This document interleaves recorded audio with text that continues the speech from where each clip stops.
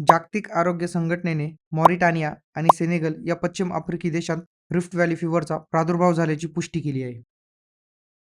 नमस्कार मित्रांनो, आजच्या व्हिडिओमध्ये आपण रिफ्ट व्हॅली ताप हा कशामुळे होतो, रिफ्ट व्हॅली फीव्हर कसा पसरतो, तो पहिल्यांदा कुठे आढळला, त्याची लक्षणे कोणती, त्याच्यावरती उपचार उपलब्ध आहेत का, त्यासाठी प्रतिबंधात्मक उपाय कोणते, हा आजार गंभीर का मानला जातो, या संदर्भातील सर्व प्रश्नांची उत्तरे बघणार आहोत.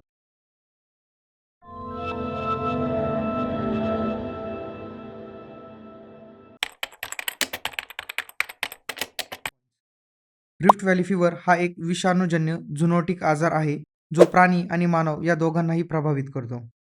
रिफ्ट व्हॅली फीवर हा फ्लेबोव्हायरसमुळे होणारा संसर्गजन्य रोग आहे. रिफ्ट व्हॅली फीवर हा प्रामुख्याने मेंढ्या, बकरी, मवेशी, उंट यांसारख्या प्राण्यांना दिसणारा व्हायरल रोग आहे, पण काही वेळा हा माणसांतही पसरतो. माणसांमध्ये हा रोग प्रामुख्याने संक्रमित प्राण्यांच्या संपर्कातून किंवा संक्रमित मच्छरांच्या चावेने पसरतो.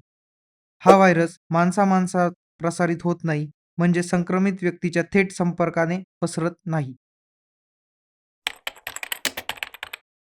संक्रमित प्राण्यांच्या रक्त किंवा अवयवांच्या संपर्काने, संक्रमित मच्छरांच्या चाव्याने, मच्छरांच्या विविध प्रजाती हा व्हायरस पसरवतात आणि प्रत्येक प्रदेशात वाहक वेगळा असू शकतो. रिफ्ट व्हॅली तापाची उत्पत्ती केनियाच्या रिफ्ट व्हॅली प्रदेशात झाली. या रोगाचे नाव केनिया देशामधील रिफ्ट व्हॅली प्रदेशावरून आले आहे, जिथे 1930च्या दशकात हा रोग प्रथम आढळला. नंतर हा उपसहारा आफ्रिकेत पसरला. 1977 मध्ये हा रोग इजिप्तच्या मिस्रपर्यंत पोहोचला होता. 2000 मध्ये प्रथमच आफ्रिका खंडाबाहेर सौदी अरेबिया व येमेन येथे याचा प्रादुर्भाव दिसला. सामान्यतः 90% प्रकरणांत फ्लूसारखी लक्षणे यात दिसतात. 2 ते 6 दिवसांनी ताप सुरू होणे, स्नायू व सांधेदुखी, डोकेदुखी, अशक्तपणा, पाठीचा त्रास, कधीकधी उलटी, मळमळ, डोळे प्रकाशात न उघडणे ही काही त्यांची सामान्य लक्षणे आहेत. गंभीर प्रकरणामध्ये रिफ्ट व्हॅली तापात डोळे प्रभावित होतात.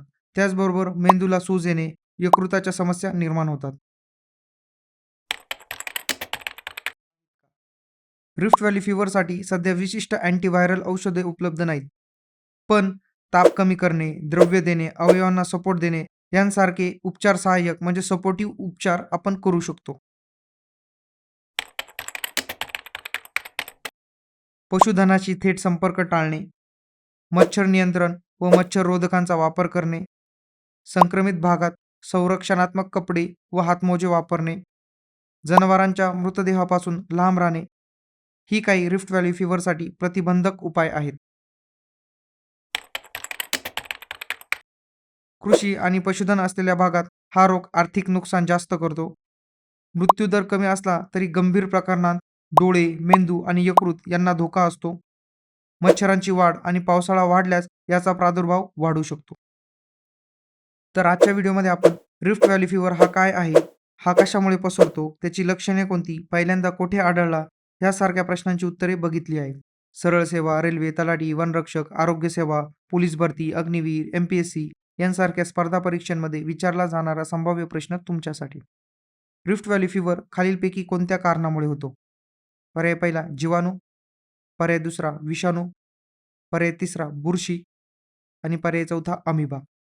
तुमचे उत्तर कमेंट करा. योग्य उत्तरासाठी आणि अशा चालू घडामोडी टॉपिकच्या नोट्ससाठी डिस्क्रिप्शनमध्ये लिंक दिलेली आहे. तुम्हाला आजचा व्हिडिओ आवडला असल्यास या व्हिडिओला जास्तीत जास्त लाईक करा. हा व्हिडिओ तुमच्या मित्रांना शेअर करा आणि TCS9 या आपल्या चॅनलला सबस्क्राईब करा. पुन्हा भेटूया एखाद्या नवीन टॉपिकसोबत. तोपर्यंत जय हिंद, जय महाराष्ट्र.